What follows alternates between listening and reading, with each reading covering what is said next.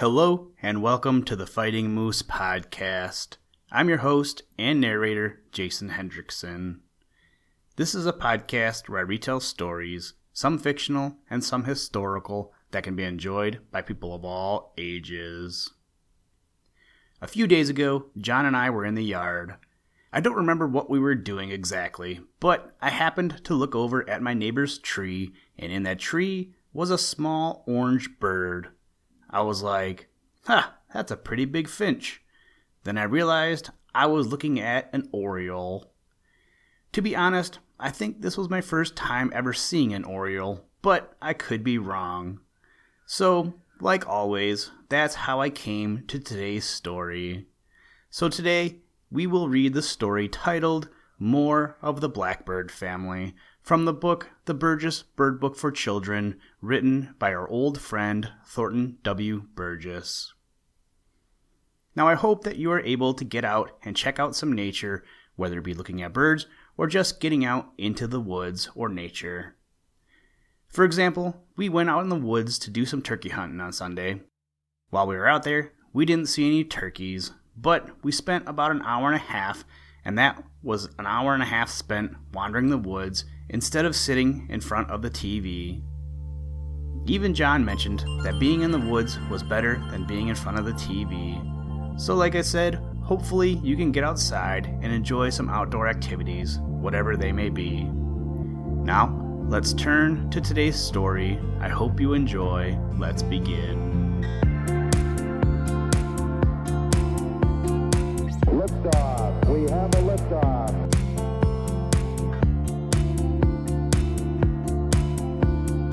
We choose to go to the moon in this decade and do the other things, not because they are easy, but because they are hard.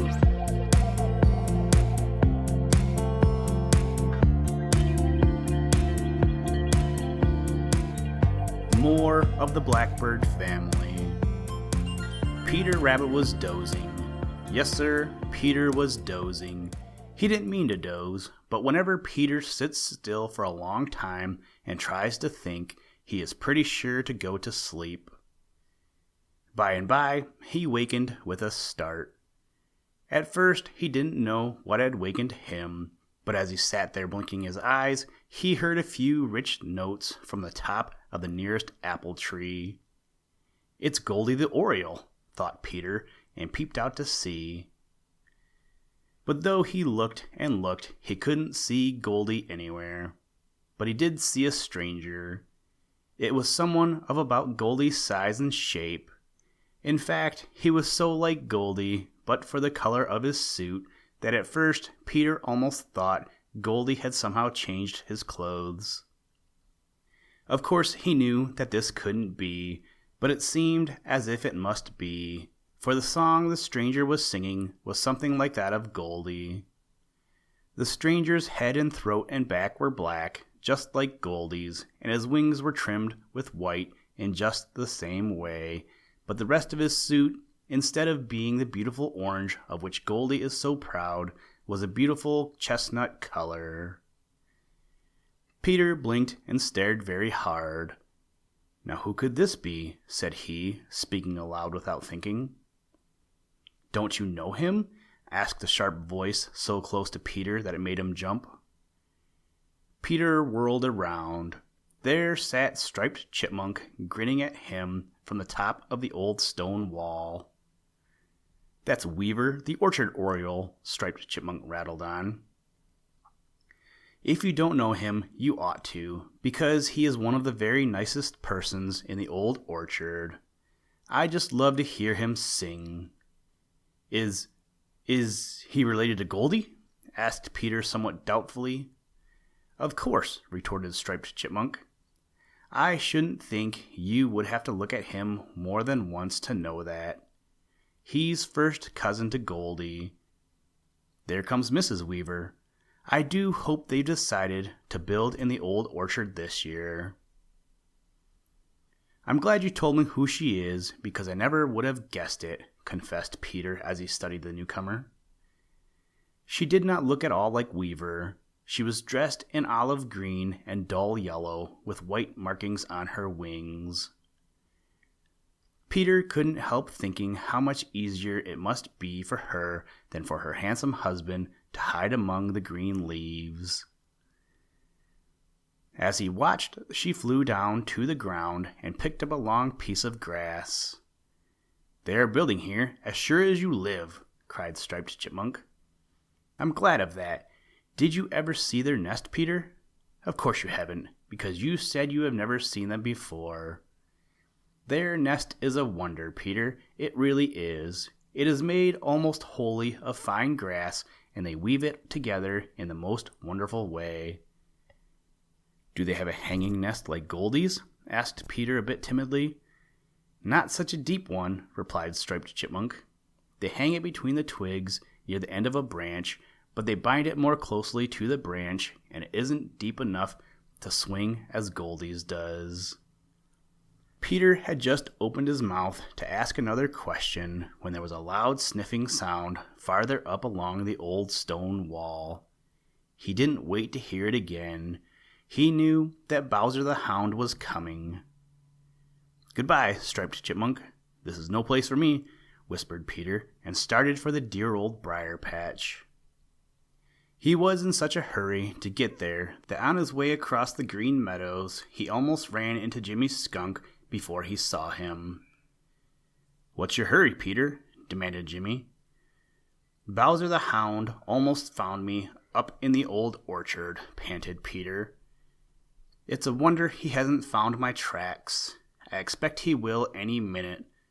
I'm glad to see you, Jimmy, but I guess I'd better be moving along." "Don't be in such a hurry, Peter. Don't be in such a hurry," replied Jimmy, who himself never hurries. "Stop and talk a bit.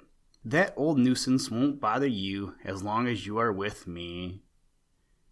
Peter hesitated. He wanted to gossip, but he still felt nervous about Bowser the Hound. However, as he heard nothing of Bowser's great voice telling all the world they had found Peter's tracks, he decided to stop a few minutes. "What are you doing down here on the Green Meadows?" he demanded. Jimmy grinned. "I'm looking for grasshoppers and grubs, if you must know," said he, "and I've just got a notion I may find some fresh eggs. I don't often eat them, but once in a while one tastes good.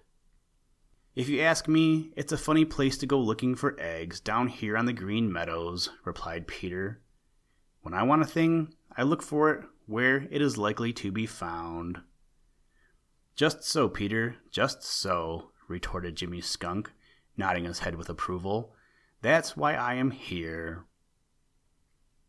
Peter looked puzzled. He was puzzled, but before he could ask another question, a rollicking song caused both of them to look up. There, on quivering wings in midair, was the singer.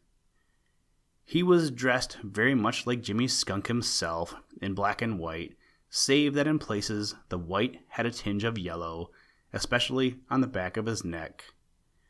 It was Bubbling Bob the Bobolink. And how did he sing? It seemed as if the notes fairly tumbled over each other.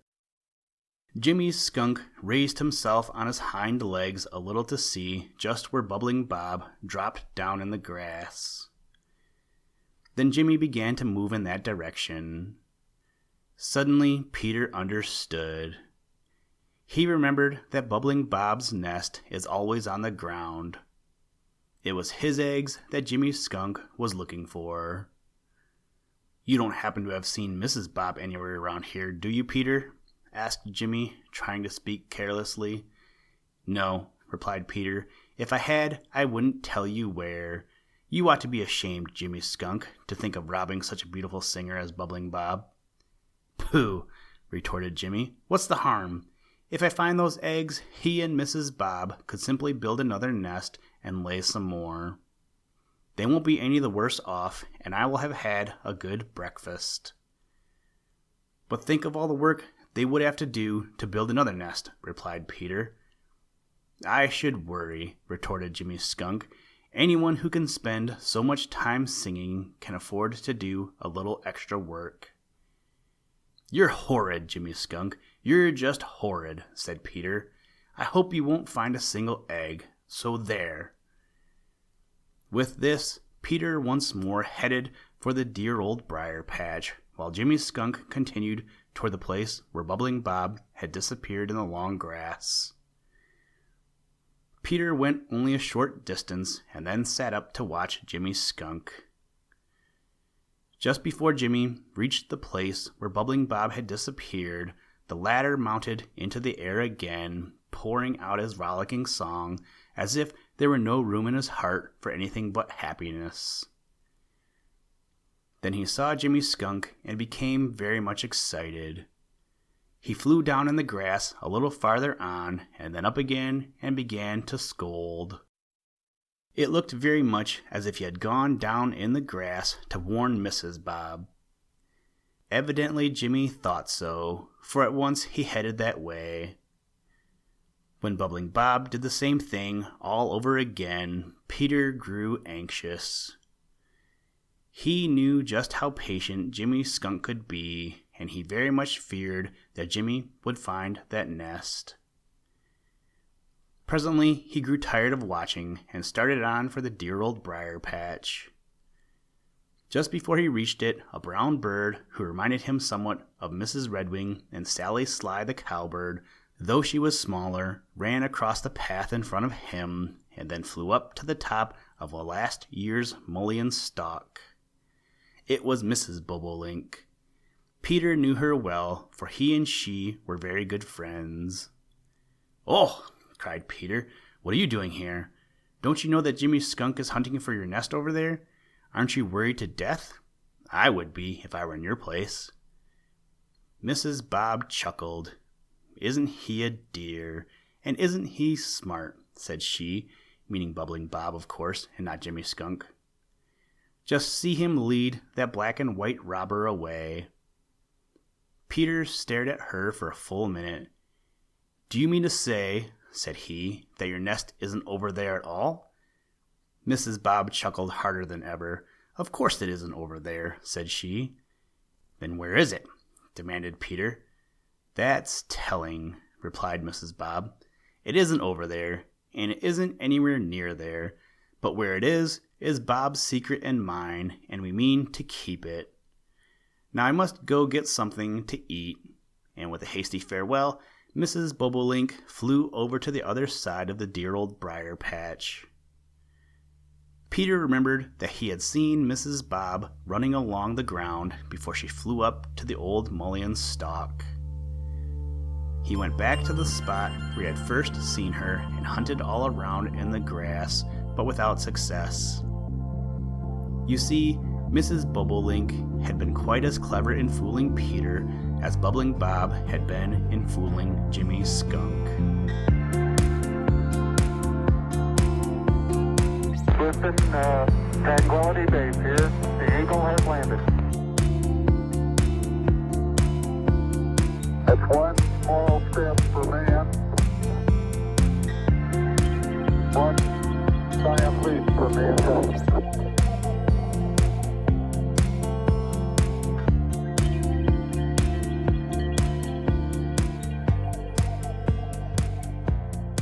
Thank you for listening to this episode of the Fighting Moose podcast. Please join us next time as we read another exciting story. Today's music was provided by the artist Analog by Nature, and the audio clips were provided from NASA. For more information to download and or listen to audio or materials from all our recordings, or to contact us, please visit www.thefightingmoose.com, or you can follow the links in the show notes. If you enjoy the podcast, please leave us a review wherever you get your podcast or on iTunes, and tell a friend. Thank you for your patronage, and as always, try and do a random act of kindness every day. Mission complete, Houston. After serving the world for over 30 years, the space shuttle turned its place in history and has come to a final stop.